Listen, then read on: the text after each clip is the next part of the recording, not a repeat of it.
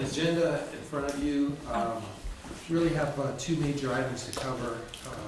First is the new revised budget. Have a lot of information to cover there.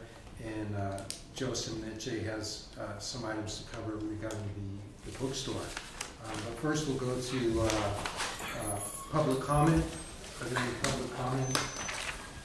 Seeing none, we'll move on to the approval of the minutes. So included in the packet are the minutes from our last meeting. If you can please take a couple of moments to take a look at those. Move approval. All those in favor say aye. Aye. Any opposed? Okay, so the minutes are approved. So the fourth item on the agenda is the May revise. So on May 11th, Governor Brown released the May revise, and overall it's a very strong budget. The total statewide general fund expenditures are $124 billion. So that's all of the state agencies in California. And that's a $1.7 billion increase over where we were last year. Budget still was developed with caution and concern. The governor is really concerned about the state of our economy. While the state economy is still very strong, we're in the 8th year of a recovery, and the typical economic recovery lasts maybe 5-6 years. So the governor's concerned that we could be at the peak of that recovery, and we could slip into recession at any point in time. He's also concerned about what's happening at the federal government. There's a lot of unknown factors there. So all of those play into the budget. But for education K through 12 and community colleges fared very, very well in the May revise. They saw an increase in the overall budget, where other areas like health and human services and general government operations saw a slight decline. Looking at the Prop 98 funding, the 17-18 budget is $40 billion over the recessionary low, and that's a 43% increase. So huge increase over where we were at the bottom of the recession not too long ago. The statewide budget also includes an increase in the rainy day fund of $1.7 billion to a total of $8.8 billion. So that's the governor's savings account in case there's a recession. He can tap into that to. And what's the total in that account? At the end of 17-18, it's projected to be $8.8 billion. And the total budget's 124 Total billion. statewide expenditure budget is $124 billion. It's about 5%. Yeah, and exactly. So it's about 5%. So you may think, wow, $8.8 billion is a big chunk of change. But you go into a recession, that's going to evaporate very quickly. So it's I can't see it stabilizing things for a very long period of time, especially when you get into a recession that lasts multiple years. But still, it's an attempt. And the governor and the state recognize the huge concern related to PERS and STRS. So at the statewide level, they're borrowing money from this rainy day fund to prepay the PERS STRS obligation to the tune of $6 billion. So the state is in a similar situation to us. All of our general fund dollars, all of our funds that are held with the county are earning less than 1% return. Same with the state. So what the state is doing, moving $6 billion over to PERS and STRS directly, there's an anticipated return of about 7%, right? So over 20 years, they anticipate that they'll have savings of $11 billion off of a $6 billion transfer. So that's something that we may even want to consider here. We did transfer some money over to our PERS STRS contribution account. It was $4 million? $3.8 million. Yeah. So that's something, if we could prepay the PERS STRS, have a higher return, and that would reduce our future obligation. Something we can consider. So prepay,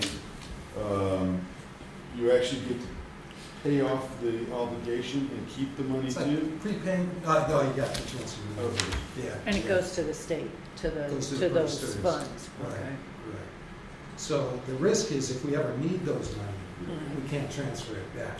So right now, we can always transfer it to our general fund with board approval. So those are really the highlights at the state level. For community colleges fared very, very well with the May revise. Some major points, the biggest point is the increase in the base funding. So our base funding for PCC has increased with the May revise since January by about $3.2 million. So that increase in total, our base funding will be about $3.7 million. So that's the January and the May revise. Does any of that come to us as an increase in FTES? I'll get to that. There is a slight increase in the FTS, but this will be funded based on the FTS rate. So currently it's $5,005 per credit FTS, so that rate will go up, and that's how it's distributed. Okay. And that's So- going up? Yeah, so that's gonna be going up. So right now, we anticipate getting about $3.7 million more than what we did last year. And what the governor is suggesting is that districts use that money to meet increased costs, increased expenses, like the PERS STRS contribution. So I think that's really what they're doing. It's system-wide, it's $160 million that they've increased with the new revise. And the PERS STRS obligation system-wide, it's about $400 million. So this is an attempt to distribute the funds that can be used for that type of expense. Getting to enrollment, so the enrollment actually decreased slightly with the May revise. In January, it was 1.34%. Now it's a 1% increase in enrollment. So You talk about growth. enrollment growth. So what that means for PCC is currently our FTS target at the state level is 23,988. That will increase by 230 FTS to 24,227.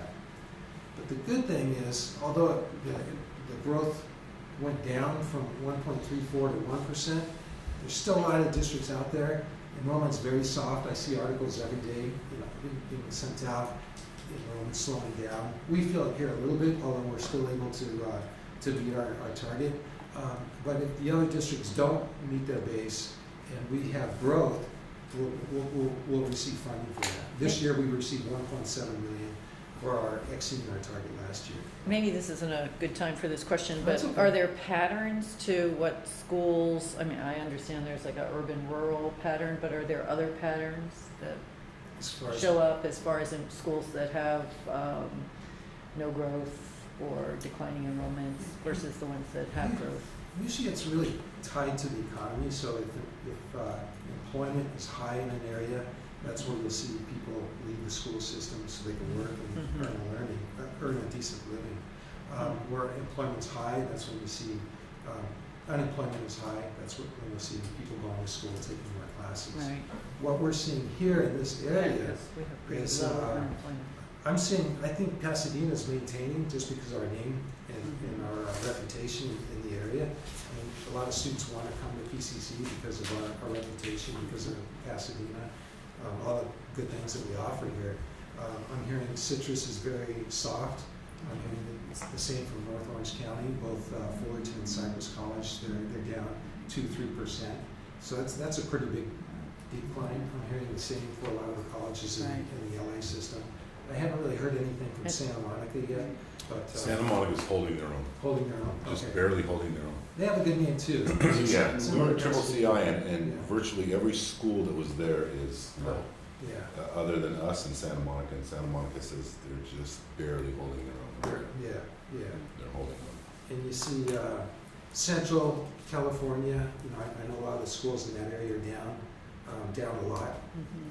I know some of the colleges in San Diego are either very soft or trending down. So there's about 30 to 40 colleges in stabilization right now.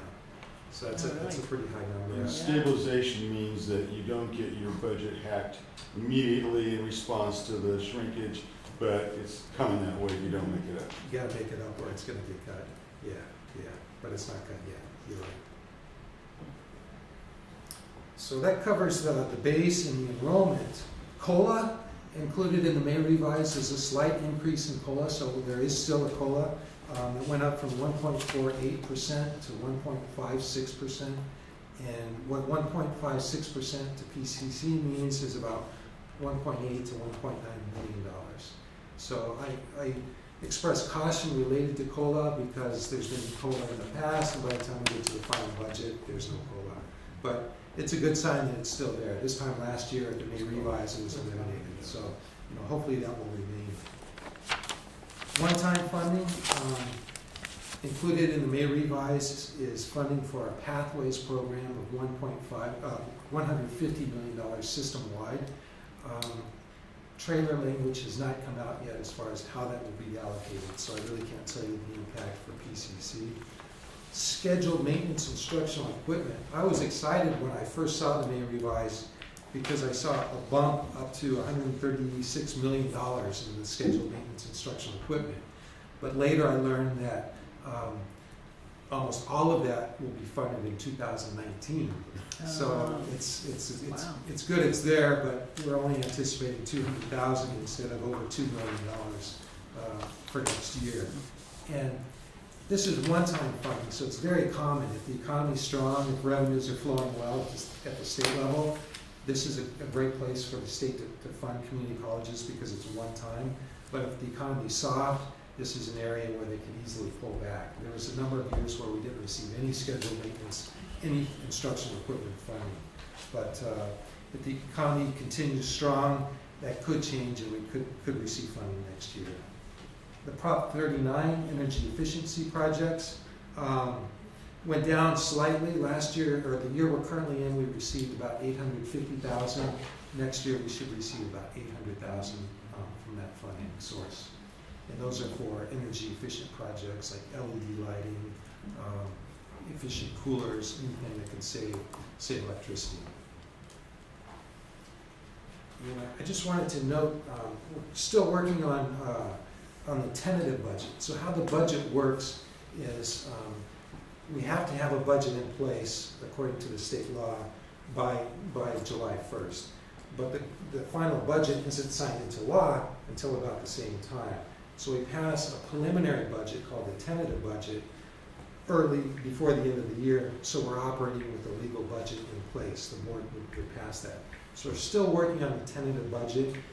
We'll be meeting with the Budget and Audit Committee next week to review our assumptions and where we're headed with that. And then at the June 7th meeting, that's when, board meeting, that's when the tentative budget will be presented for board approval.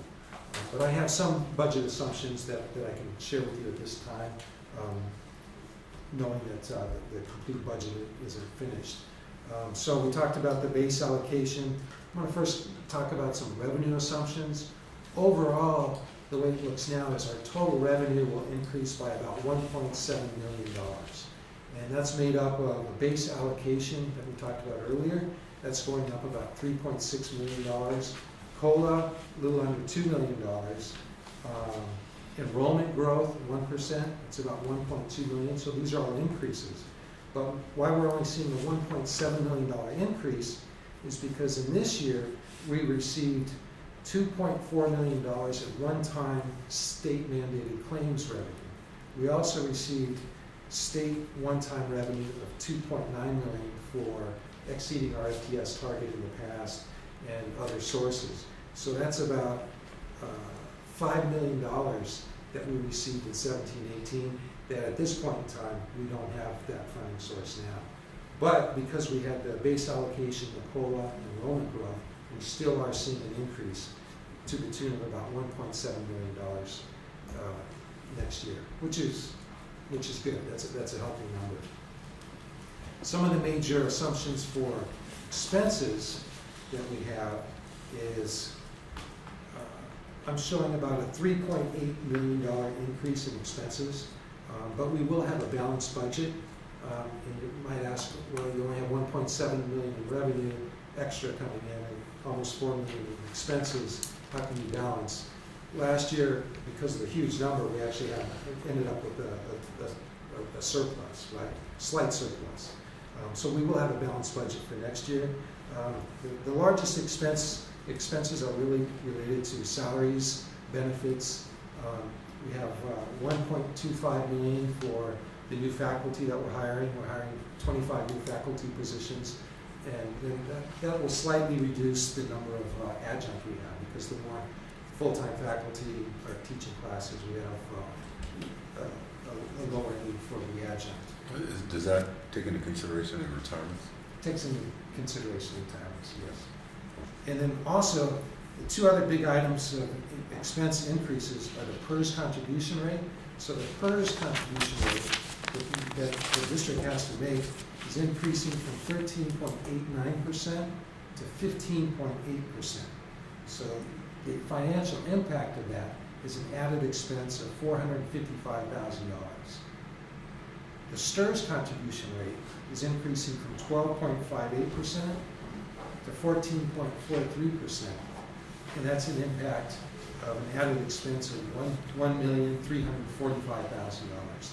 So just the PERS and STRS alone are adding $1.8 million. Other operating expenses, we have an assumption that there'll be a 1% increase, and that comes to at a cost of about $500,000.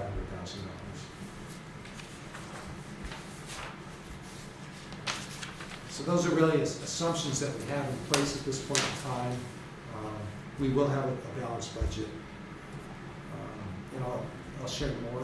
There will be a budget presentation at the board meeting, and we can distribute more information. I'll be happy to answer any questions if anybody has any questions related to the budget. What about the impact of the new benefits packages that we're looking at? Those are not factored in yet because we haven't decided on anything? Well, typically we've seen increases of about 8% a year, right? With the new benefit packages, we have an assumed increase of 2%. And that's on the conservative side. I'm hoping that we can actually see a slight dip, but I didn't want to assume too low. But there is, when we have more information on that, when we know the direction we're headed, if we save 2%, that's gonna be significant to our budget to provide that much of a savings. So the tentative budget has already got that 8% increase in it? The tentative budget has a 2% increase, because I know we're working in the direction, and that 2% increase is $308,000. So if we're able to keep our expenses in line with where they are now, then we have savings in the budget of $308,000. If we could dip 2%, we'll have $600,000 from the tentative budget. So there's potential there. There's potential there. So, I'm sorry, go ahead. Just for clarification, so you said PERS is 15.8%, which comes out to 450,000. Yeah. And then you said STRS is 14%, 1.34. and it's 1.34. Do we have numbers as to people, like for that 1.4? How many people, how many employees is that? I don't have that number off the top of my head. Yeah. And what we did in the tentative budget, as far as what we're doing as far as salaries, we're keeping everything no increases. But based on whatever happens, then we'll make adjustments if needed. So the question I had was, my recollection was that the assumptions for particularly medical benefits, that the increase was 8%, In the- right, in the past. Yeah, And so- historically, that's been what we've actually seen, Right. about an average increase of about 8%. If we're lucky. Yeah, you're right, if we're lucky. And so now if 2%'s the number, where's the 6% going? How's that reallocation? 6%'s really covering like the PERS, STRS increase. So you got health benefits, you got a savings, but still you got this mammoth of an increase Okay. in the PERS, STRS. So that's where you're sucking up all the figuring that'll savings. go. Yeah. And that's why you think that's why the budget can be balanced when you're looking at that Yeah, increase? we will have a balanced budget, and I think we're in a great position. We're in a lot better position now than we've seen in the past. But still, there's concerns, like with the PERS, STRS, we're not done with the increase. It's still gonna be going up the next few years, and the fiscal impact of that is gonna be huge. Hopefully, there'll be additional funding from the state, like we're seeing this year, but there's no guarantee. This $3.8 million that we set aside, what that does is, in future years, when we have a deficit, we just transfer the funds from that to cover the deficit. So over the next few years, we're gonna be in a good shape because of that, but it's not a long-term solution. It's more of a, you know, it's a temporary fix. And that's set aside in what kind of return is it getting? It's set aside in county funds, Okay. similar to where we currently have our So investments nothing. with the OPEB. Yeah, But that's something that we can look at, and I'll definitely look and see if, you know, and we'll talk as a group to see if it makes sense to transfer that and prepay the CalPERS STRS. And the money we voted to put into the irrevocable trust, where did you end up stashing that away? We didn't, we only voted to establish an irrevocable Right. trust. So the next step is, and that went through College Council, it was approved by College Council, and it went to the president, and he supports it as well. So the next step is to set up a committee that will oversee the irrevocable trust, and we'll do an RFP for providers who would manage it for us, and that committee will work with the provider to determine how much we transfer, the investment vehicle that we use. So we're only at the early stages, but we'll begin work on that very quickly, because it has a direct impact on our general fund budget. The less money we have to contribute to the OPEB, the more resources we have to support our general ongoing operations. And in the budget for next year, we have a budgeted contribution to OPEB of $1 million. Okay. And that's kind of historically what We've been historically, last year we did 0, okay. but historically we've been anywhere from 1 to 2 million. Our actuarial study says that we should be contributing 4 million. But, you know, we have some pretty good size investments set aside, about $14–15 million in our Fund 64. And once we set up the irrevocable trust, our ongoing continuing obligation will decline. So our payment will decline because we'll get credit for having those funds set aside in an irrevocable trust. And that $4 million figure is based on the budget assumption that everybody who is vested, who could retire, does retire, correct?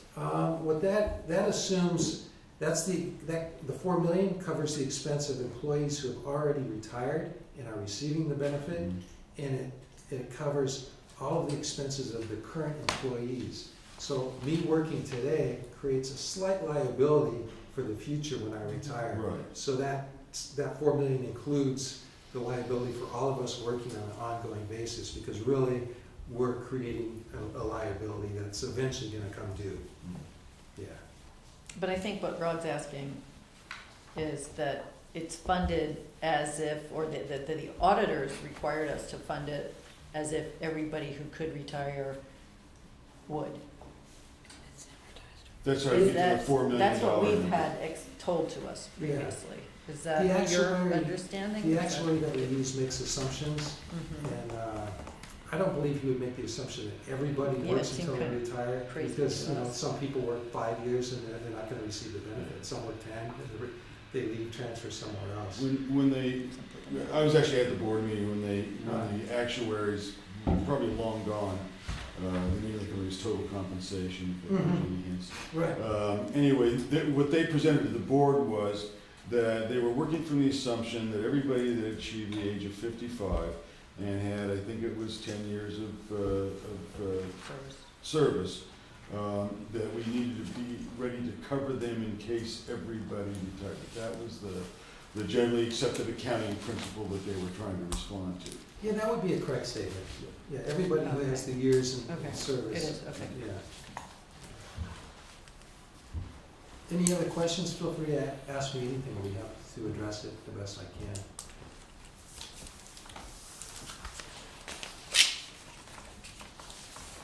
We're in a strong position, in my opinion. You know, we're not, you know, totally out of the woods yet, but I think with the careful planning that we put in place, we at least have a few years that we're gonna be fine the way we're operating.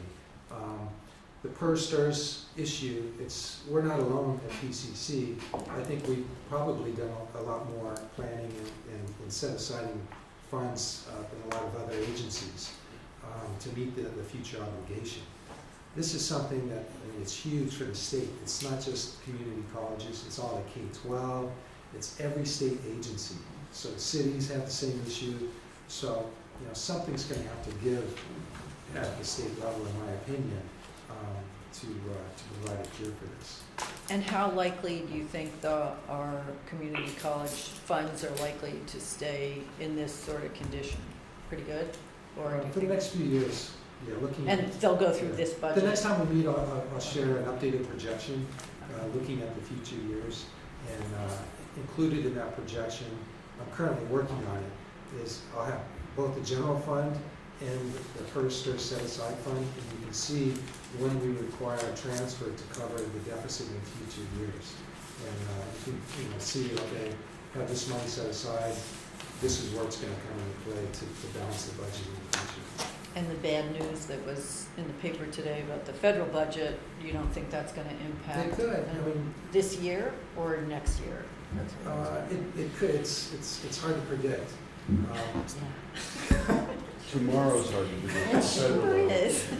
Yeah, all we can do is, the best we can here, but, yeah.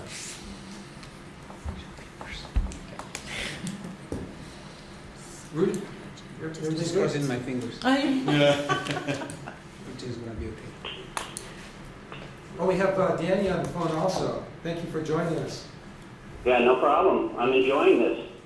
Do you have any questions for us, Danny? One question I had, when you were explaining the 3.8 million increase in our expenses for next year. Right. Okay, so you said 1.25 million for the 25 new faculty, and between STRS and PERS was another 1.8. So that was about a little over 3, but there's another 800,000. I didn't hear what that was. Okay, we have a assumed 1% increase in our operating expenses, and that's 505,000. And then we also have an increase of 308,000, which represents 2% increase in healthcare benefits. Okay, that's what I missed. Great, thanks. Yeah. Good question. Okay. Well, if there's no other questions on the budget, then we'll move on to our next item.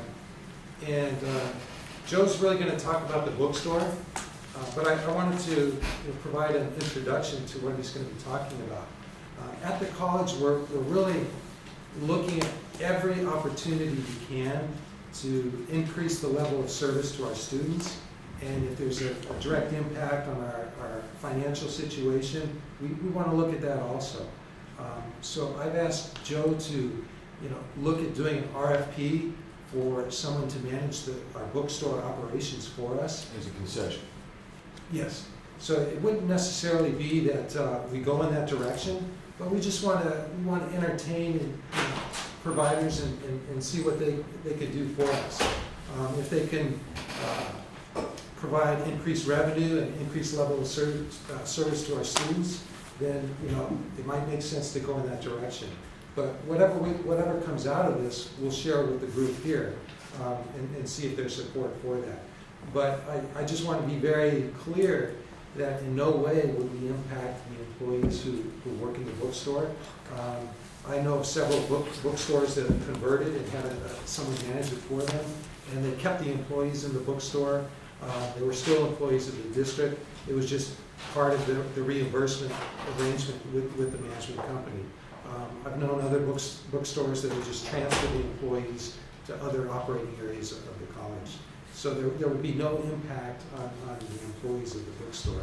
Because I know a lot of the times that's what the big issue is. We don't want to do that, and I wouldn't want to jeopardize anyone's job in that area. What's the size of the permanent staff in the bookstore? Joe? We have 4 permanent employees, and then we have a army of college assistants throughout the year. So that's Leslie, and she has 3 people who report to her. Yes. 4 people, I'm sorry, so a total of 5 people. So, Yeah, but- actually, Dr. Storti actually mentioned everything I was going to mention. We want to look into, that's okay, Nice report, Joe. Good job. pat on the back, right? So we 2 want for 2 to look, today. You got the drones passed, now you're here. see, Great. uh, I'm trying to it's get been a Mark good out day here for by me. Yeah. What was that? I'm trying to get Mark out early. Dr. Storti said, we want to explore looking into an RFP to have a third-party vendor come in and operate the bookstore. Primarily, it's for the purposes of exploring whether or not we can expand services to students, we can reduce costs to students, and we can increase revenue to the district. And by doing that, we have the opportunity to have another flow of revenue to the district, just like we do through the civic use. That's space that we rent out across district to nonprofits and profits. We want to look at the operations of the retail store to see if that's a possibility too. That does not mean that we're going to do it, we just want to know what our options are. And as Dr. Storti mentioned, there are different models that we could ask for in an RFP about the employees in the bookstore continuing to be employed in the bookstore, but the vendor would reimburse the district for all of their costs, or we would transfer those employees throughout the district where there's a demonstrated need. So again, it's just exploratory, it's just to see what our options are. The district has been contacted a number of times in the years that I've been here, and it just was never a good time to look into it. The staff in the bookstore are an incredible team. They do an amazing amount of work, and go ahead, this is free. And the revenue that comes in is actually very strong, and it supports associated students, but we want to see if there is a additional opportunity. And we currently have a franchise that operates our food service, and PepsiCo has our pouring rights, right? We have, yes, we have I8, who is our food service provider, and we're in the middle of negotiations for a contract for food services. Pepsi has been on a month-to-month agreement with us for, I think, 3 or 4 years, maybe a little longer, and that's the next step. Pepsi is truly a vending service. They currently have the pouring rights within our I8 services, but we're looking to move away from that and just have strictly vending services through another party vendor, where we would also negotiate an increase. But those services and those increases do not support the district, it supports associated students. Which is good because in the past, we had general fund dollars that were funding the associated students, and this allows the associated students' budget to increase without impacting the general fund of the And the district. flea market also supports students. Yeah, we've never, general fund has never supported associated students since 1924. Yeah. No, When's the last time we did a contribution for ITAP? oh, well, Like 2012, that was it. Okay, That so was- we so no that longer was do this any? No, there's, other than that one So time, this is about Yes. increasing revenue to the associated Yeah. students. that has been their sole revenue source, is from food service, well, activity fee, food service, and bookstore. Joe? So if this this results in if the RFP for bookstore resulted in higher financial impact, it would definitely have an impact on associated students. So- That's like your change. Not this I move. And Sorry, any- I thought you left. is the plan that any increased revenues, if there were any, that would go to associated students, or would it go to general fund? Currently, there's an agreement where a certain percent goes to associated students. I don't recall what the percent is, Uh-huh. but I would see that percent remaining the same. So if there's a bigger pie to split, they would get a bigger The piece. general. Oh, you would give more to the No, it would be the students? same split, Same split, but if the okay. pie gets bigger, then Yes, they'll get right, a bigger the piece. absolute dollars more, yeah. Right. Joe? The students that's hired, are they our students? Mhm. Okay, because I'm concerned about that if we do go to another company, that we assure that our students have the rights to work there. That would become a negotiating point Okay. within an RFP. Yes, Mark? But you said they're college assistants? It's a temporary position. They So use they're not different titles. officially a college assistant, so Unclassified. it's just kind of like, They're a temporary unclassified employee. They actually use a different title in the bookstore than we do here at the district because they're hired through the right, Associated because I know they're Students. auditing the whole college assistant Okay. thing right now, but Okay. that's not That's them. not part of this. Right. Okay, correct me if I'm wrong, isn't college students, isn't that defined that they don't necessarily have to be a student here? College assistant. We have two different categories. Okay, and go you said- ahead. Correct me if I'm wrong. We have a student worker who has to take, I think, 6 units or more in order to be classified as a student Okay. worker. And then we have a college assistant who generally does not have courses here at PCC, but can take courses up to 6 units. Okay. The temporary position that is used in the bookstore is a different title, but I think they follow the same standard. So the standard of a student worker. And so, okay, good, okay. Because like I said, I go back to the fact that I hope that we employ our students versus a college assistant, because like you said, they're not necessarily have to be a student. They could be a student at Cal State LA or somewhere and then work here. So I just want to make sure that we give the students the first choice. I have a question. The people we have in the bookstore, they don't have the capability to do what you guys want to do with the private industry, like grow, No. bring more stuff to sell, and let's say have more employees in there to help. They do. And do the, Our team is doing the work, but when you look at a Barnes & Noble who has much larger operations, the cost for them to provide a service could be much smaller than the cost for us to provide the same service. Because we're a standalone organization, it tends to cost more. But if you have a team of people through Barnes & Noble who can do online ordering, or you have a team of people in a purchasing department versus one person doing it, there's the potential for the opportunity for us to expand services, reduce costs, and increase revenue. So I'm assuming it's gonna be companies like Barnes and Noble. Barnes & Noble, Follett, they're the big ones. We reached out to Notre Dame and USC because they have a well-known reputation for their bookstore. Both of them, I believe, are with Follett. But not Amazon. Yeah, not Amazon. So again, this is not something we have keep decided feeding to the do. monster. Karen? Keep feeding Are there the other monster. community colleges that are doing this Yes, in the area? there's a lot. When I was at North Orange, Cypress College, they actually transitioned to a profoundly managed bookstore. Where I was at Fullerton College, we still did it ourselves. Napa Valley College also did this. Yeah. So It is working? Yeah, yeah. And is there still a real bookstore where you? Oh, walk Yeah. in? But from the student's perspective, the bookstore But looks it's the at the same. market. From the student perspective, the bookstore looks the same. yeah, there's no change. That would make a very handsome Starbucks. Now, that's what San Mateo did. They converted and they brought in a coffee shop they serve, and that's a huge revenue source for them. I think they Barnes and just- Noble has coffee shops. Yeah, They sure huge revenue source.